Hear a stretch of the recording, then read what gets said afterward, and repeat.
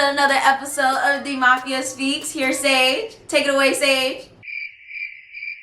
Sage, you always embarrass me on camera. I don't understand. So, The Mafia Listens, where I read your stories on my channel, and this is a play off of The Mafia Speaks, except this is more of a sit-down video. The Mafia Speaks is more of a live segment. This is more so you guys telling me your stories. The Mafia Speaks is more so where me, as well as my subscribers, give you guys advice. Now, I was supposed to read this particular story in my last video, but that video got way too long, way too sad and emotional, and I really hope the person that sent me that last story is doing okay, because it got a lot. It got real intense. So we're gonna read this next story, and of course feel free to send your stories to TheeMafiaListens@gmail. It is on the screen or it is linked down below. So let's get straight into it. All right, dear Yvana, that's me. I've been wanting to do that so bad. I love when you guys do that. Just keep saying the dear Yvana part, because like makes me so happy. Anyways, I've been watching your videos for a few years now. Discovered through Troy's. Oh my god, y'all lit. Y'all be watching both of us. That's so weird. We share a lot of subscribers. Interesting shit. And I just wanted to say that I love the content on all your channels. Thank you.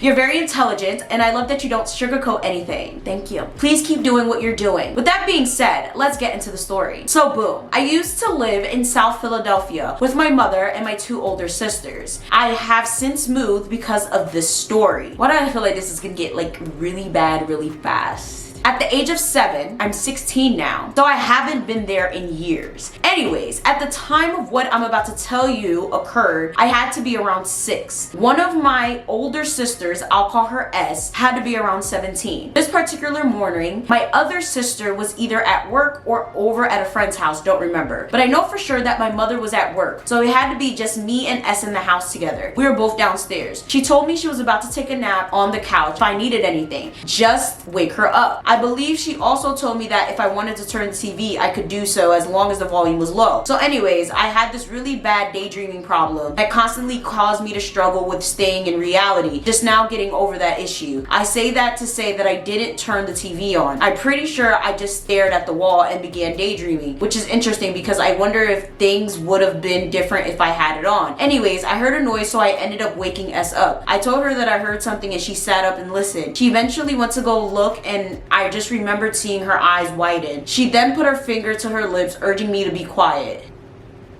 What y'all think it is? Comment down below. I say an intruder. Somebody broke in the house. At the time, this is kind of funny. I had a fear of raccoons. That's not funny. That's a legitimate fear. So I thought that raccoons were breaking into the house. I may be an animal then. So I whispered and asked her if raccoons were coming. She then hushed me. Mind you, we're by the front door at this time, and she's looking straight back where the kitchen is. So the way my house was set up, it was the living room, the dining room, the kitchen, then the back room, the laundry room. So when she went to go see what the noise was, she looked towards the back while still staying in the living room near the front door. So after she shushed me, she slowly started to unlock the front door while simultaneously looking toward the back. Why would you unlock the door? Are y'all not black? Maybe you're not black, because black people just mind their business when they hear the noise. You don't go searching and opening front doors. Like you just you stay put. You stay put. If anything, you call authorities, you call your mama, you call something. Like, what the fuck are you doing? Why are you opening front doors? As we left out the front, I got a glimpse of 3 men in hoodies. Yo, wait, what? No. The one I remember vividly was in the light gray sweatshirt. At the time, I couldn't comprehend what was happening, but looking back, I don't know how I would react seeing something like that. Child would have towered out. I don't know, out where I would go. So we went out the front and across the street. S called the cop. What? Wait, what? Oh my god. S called the cops, and when the guy came, the guy asked us for descriptions, and we got in the back of the car so he could drive us around the neighborhood so we could point them out. Since the robbery was still fresh, we realized they couldn't have gotten far. Oh, okay, so I guess they didn't get in the house and they didn't do nothing to y'all. Oh my god, thank god, but that's still traumatizing.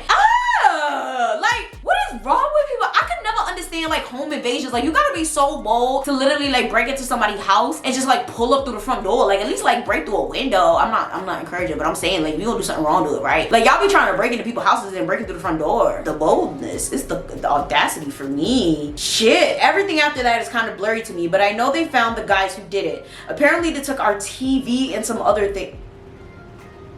Unsurprisingly, we didn't get any of it back. Well, of course. They were also watching us for days and remembered my mother's schedule as well as my sister's. That's so fucked up. So they thought no one was home since they left. As the sister I was with went to one of those schools where you basically live there, then visit on the weekends. Oh, okay, a boarding school. The name is escaping me right now, so I guess they figured she was there. They were obviously wrong. Oh, wasn't there. They were obviously wrong, and they didn't take me into account either. Either way, it was very unsettling to think about, and I thank God we were in the living room and we were able to leave in time. Well, that's the end of the story. Thank you for reading. That is fucking terrifying. Child, like, I kid you not, my biggest fear is someone breaking into my house because I would have to leave. I would not be able to stay there. I wonder if you guys stayed there like after that whole break-in happened. I mean, you said that happened when you were 7. From what you said in the beginning, you said that's why you don't live there anymore. I guarantee you probably moved out when you were like 18, like shit, I don't care, 16 probably, because I wouldn't feel safe living there after that, because like what? Like, I'm very sure after they got that stuff, they probably sold it to the nearest crackhead, because that's what people do, because you can't necessarily really sell it because like as soon as the authorities catch wind that, oh, someone broke into the house on 123 Elm Street and they stole like I don't know, 48-inch Panasonic TV or whatever and a 15-inch MacBook, and then they see it on eBay, like clearly they gonna connect the dots, because that's usually what happens. So they just gonna sell that shit on the street. They gonna sell it to people they know. So like they can't necessarily like sell it on the World Wide Web or like somewhere like that's very, very obvious. So they kind of like sell it, you know, like on the back street, on the back market, you know, crackheads and stuff like that. It's very scary that like people just be doing shit like that, especially when they case your house to the point where like they try to see your schedule. So for the most part, I always tell people like, yo, never ever keep the same schedule. Like I try not to do that. Like I have a time where like I take walks and stuff, but like I don't take, I'll take walks on the same days but not at the same time. Like I'm supposed to take a walk today because it's Tuesday, but I don't take a walk at the same time. Like I'm about to take it after I film this video, but usually I try to take it in the morning, but I'm like, no, how else somebody's been watching me? Let me take it after I'm done filming, you know? Because I live by myself. I ain't trying to die or whatever. And I know there's people that's probably thinking, oh, why don't you live with your boyfriend? I'm Haitian American, and that's one traditional value I hold. I do not believe in living with significant others before you marry. That's just me. Other people may think otherwise, but there's so many things that can happen. I just, no. So many things can go wrong. I prefer to live with my significant other, at least while I'm a fiance, not while I am just in a relationship. Sorry. So, like, yeah. And plus, I think separate spaces are very healthy for a relationship. At the end of the day, it's just very, like, scary that people, like, would much rather steal something from someone else that they did not work for instead of working for their own shit. It doesn't make any logical sense to me. Work for your shit. Don't steal other people's shit. It doesn't make sense. Like, don't you feel some type of way when you take other people's things? But then again, at the same time, I do have to take into account that some people are raised in broken homes. Some people are kleptos, you know, that's a real mental thing. Some people can't do nothing but, you know, steal from other people and steal from stores. It's a real thing, you know, like they can't help it. They can't help but to steal. And I guess I gotta be somewhat sympathetic. Not really. I have to be sympathetic to anything. But I'm really sorry that happened to you. I really am, because that's very, very traumatizing. Like, I don't know how I would react to something like that. I can tell that would definitely make you develop some sort of like mental anxiety or any other mental issues, because goddamn, I would not. Like, child, I grew up in the hood and I'm happy I grew up in the hood where people didn't necessarily break into people's houses. We're more like community based, like people didn't do shit to each other. They more so went other places do shit like that. But I guarantee you, somebody would have broke into my house, child, I would have been crying. Being shot at and stuff was not nice at all. Like, not, you know, but getting your house broken into, it's just an invasion of privacy, you feel me? Like, I feel like once someone comes into your house, once someone comes into your space, it no longer feels like yours. And plus, imagine if like they're not caught, right? You feel like they could come back, or they can tell other people like, yo, we just went into 88 50th Street or whatever, and that shit was sacked, that shit was lit. Yo, we got the TV, we got the laptop, but they also got a PlayStation, we forgot to get that, you should go and get there, you know? Like, that's some scary shit. Like, imagine, you know, or like, you know, even imagine if they caught, they could just call somebody else, you know, one of the other friends to come get the other shit there, you know, like, or they could be like, oh, this person snitched on us, go get them, you know? So it's just like, it's a lot of things that can happen for real, that people don't take into account when you robbed like that, or, you know, someone comes into your house or whatever. Or imagine if they know where you work at, or now they know what your car look like. Oh my god, like, there's just so many things. So like I said, I'm very, very sorry that happened to you. I really, really hope that you're in a better place, and I really hope you live in a different place, like a different town or something, because child, I would not want to be associated with anything like that, because that's just not fair to you. It's not fair to your family that happened. And it's ridiculous that they was really out here watching y'all and trying to find y'all schedules.